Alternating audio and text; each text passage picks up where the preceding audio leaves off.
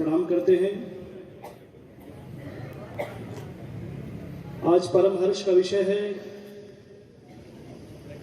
संपूर्ण भारत ऋषियों की प्राचीन परंपरा का संधोतक और उसी की परंपरा का समन्वय संदेश के रूप में, एक महापुरुष के रूप में, एक सन्यासी के रूप में, पूर्ण भारत का नेतृत्व करने के रूप में आपने जो संकल्प लिया है, ऐसे हम सभी के आदरणीय, हम सभी के पूजनीय गौऋषि पथमेड़ा महाराज जी, राजस्थान गौ सेवा समिति के अध्यक्ष आदरणीय,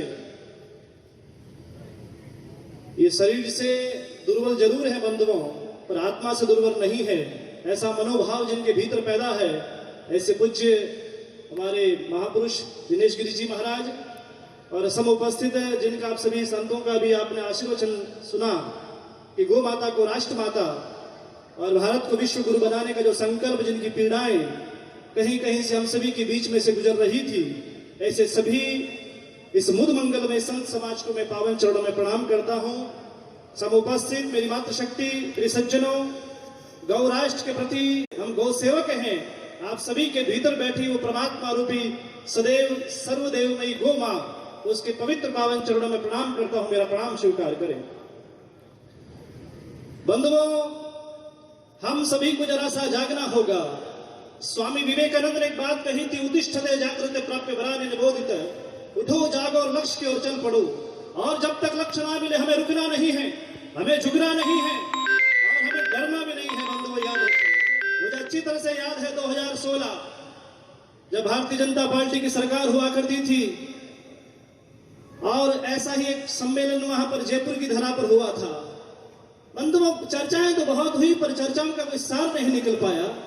सन्यासी तो बहुत इकट्ठे हुए, गोपालक भी बहुत इकट्ठे हुए, परंतु मैं आप सभी लोगों से कहना चाहूंगा, मुझे याद आता है प्राचीन परंपराएं, वो राजाओं का समय, जिस समय जिन्होंने हजारों बीघा भूमि, लाखों बीघा भूमि गोचरण के लिए छोड़ दी थी। बंधुओं, उस समय ना तो सरकार हुआ करती थी, ना शासन हुआ करता था। उन लोगों की जो दूरगामी जो सोच थी, और आज उन्हीं की जमीन को न जाने कौन कौन लोग भेड़िए कब्जे करके बैठे। बंधुओं, ये दुर्भाग्य है। इसलिए मैं शासन और सत्ता प्रशासन से निवेदन करना चाहूंगा, यदि आपको राजा बनने का शौक है, यदि आप हम पर राज करना चाहते हो, हम राज ऐसे नहीं होने देंगे। यदि राज करना चाहते हो तो पहले हमारी गौ माता को सुरक्षित करना होगा। और स्वामी जी कह रहे थे कि हमने 9 महीने अनुदान करा दिया, पर मैं आप लोगों से कहना चाहूंगा, सरकार से हम भीख नहीं मांग रही है, हमारा हक है, हमारा अधिकार है। भीख किस बात की मांग रहे हैं हम सरकार से? सरकार से हम भीख नहीं मांगेंगे, गौ माता कभी भीख नहीं मांगती है, ये हमारा संपूर्ण मानव जाति का अधिकार है, क्योंकि गाय जब 140 करोड़ जनता की देश की व्यवस्था कर सकती है, इस नेता लोग संपूर्ण विश्व को चलाने के लिए प्रयास कर सकते हैं, योजना बना सकते हैं, तो क्या गौ माता 140 करोड़ थोड़ी देश के अंदर? वो तो बहुत कम है। वो तो ऐसे समय हम सबको चाहिए कि लोलुपता का ये सत्ता शासन इस बात को जरा सा समझे। ये सन्यासियों की चीख की पुकार है। और आपने प्राचीन ग्रंथों में सुना होगा, जब साधु जब एक स्वर में बोलते हैं तो आपको सोचना चाहिए कि इंद्र का सिंहासन भी डोल जाता है। तो ये तो छोटी मोटी सत्ताएं सरकार है बंधुओं, कोई बड़ी बात नहीं है, इसलिए घबराए नहीं, निश्चिंत होकर के। मुझे रामधारी सिंधनकर की कविता याद आती है, भूखंड विजेता कौन हुआ, नवधर्म प्रणेता कौन हुआ, जिसने न कभी आराम किया, विघ्नों में रहकर नाम किया, है कौन विघ्न ऐसा जग में, टिक सके नरवीर के मग में, खबठे ठोकता है जब नर पर्वत के जाते पांव खड़, मानव जब जोर लगाता है पत्थर पानी बन जाता है। मैं आप लोगों से कहना चाहूंगा, डरने की जरूरत नहीं है। ये काले बाल वालों सुन लो कान खोल करके, हमें ना तो सत्ता प्रशासन से उलझना है, हम सभी लोगों को चाहिए कि मन में गौ सेवा का भाव लेकर के, गोचारण की जो भूमि है, एक कॉलोनी कटती है स्वामी जी, तो उसमें घूमने के लिए गार्डन बनाया जाता है इंसानों के लिए, पर जब गौ माता गौशाला में आज बंद हो चुकी है, उनको भी घूमने के लिए गार्डन चाहिए। उनका गार्डन तो हम लोगों ने पट्टे काट दिए पंचायत में, उसका क्या होगा? अरे गहलोत सरकार और वसुंधरा सरकार, ये दोनों सरकारें सुने, ये आपने 9 महीने का अनुदान दिया है, पर 2023 जा रहा है, रोता रोता जा रहा है, और 24 आने वाला है, और 24 जब आएगा तो 9 महीने कब तक रहेंगे बंधुओं? ये तो मुझे आश्चर्य होता है, अपने आप में विचारने होता है कि कब तक रह पाएगा। और ये नंदीशालाएं 200 नंदीशाला बनाने का लक्ष्य सरकार का भी है, वैसे 1500 लक्ष्य है, तो 200 भी बन जाएगी और 12 महीने का अनुदान, पर ये बंधु कब तक रहेगा?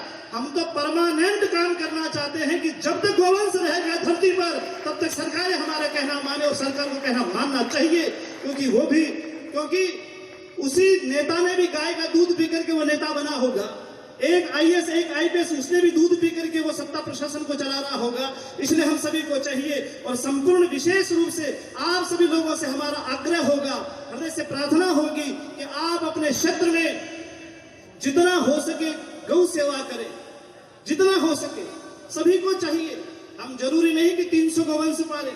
पूज्य महाराष्ट्र ने 1.5 लाख गोवंश का संवर्धन संरक्षण का कार्य कर रहे हैं, हम लोग नहीं कर सकते।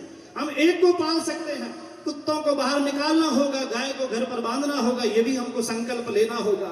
इसलिए हम सभी को चाहिए कि समय रहते हुए एकता के सूत्र में बंधते हुए राजस्थान गौ सेवा समिति जो संघर्ष कर रही है, सरकार तक आवाज पहुंचाने के लिए माध्यम चाहिए। बंधुओं, अलग अलग भारत में संगठन बने हुए हैं धार्मिक रूप से, हिंदू संगठन की सेनाएं काम कर रही है, समाज जाति समाज परंपराओं में बटा हुआ है। बंधुओं, ऐसे समय में गौ माता को बचाना, सनातन धर्म को बचाना बड़ा कठिन काम हो सकता है, परंतु आप सब लोगों को आगे आना चाहिए, क्योंकि गाय कोई समाज की नहीं, कोई धर्म की नहीं, कोई जाति की नहीं, कोई मजहब संप्रदाय की नहीं हो सकती है।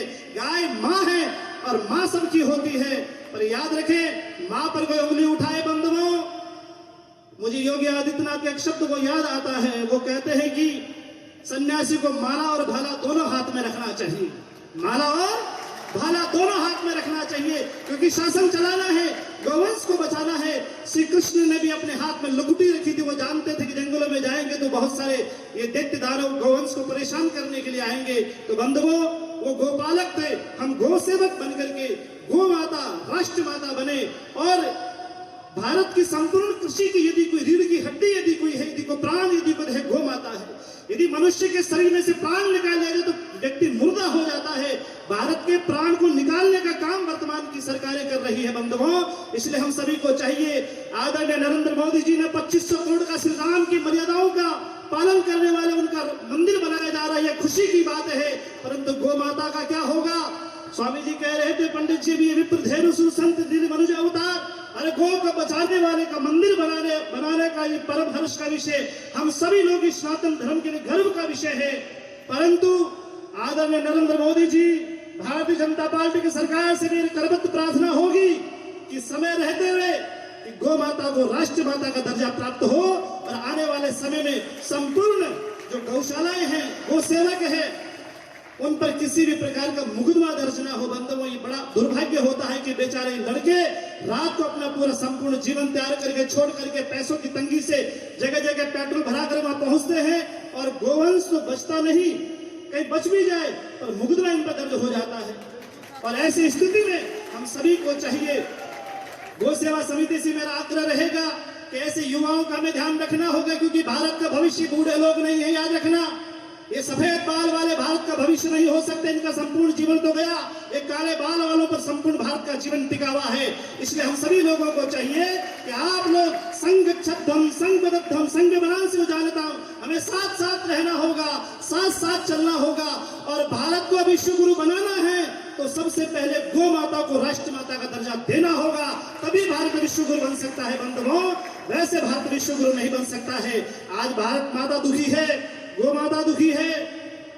आप सोच रहे हो कि भगवा पहनने वाला कैसे पार्टी का विरोधी हो सकता है? मैं पार्टी का विरोधी नहीं हूं, मुझे पार्टियों से कतई को लेना देना नहीं। जो गौ माता की बात करेगा, जो राष्ट्र को सब सनातन धर्म की बात करेगा, जो मानवता की बात करेगा, वो हम पर राज करेगा, जिस प्रकार स्वामी जी ने कहा था।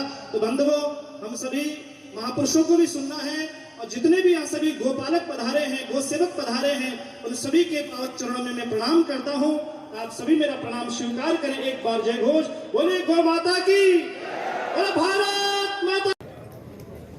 राम। सबसे पहले तो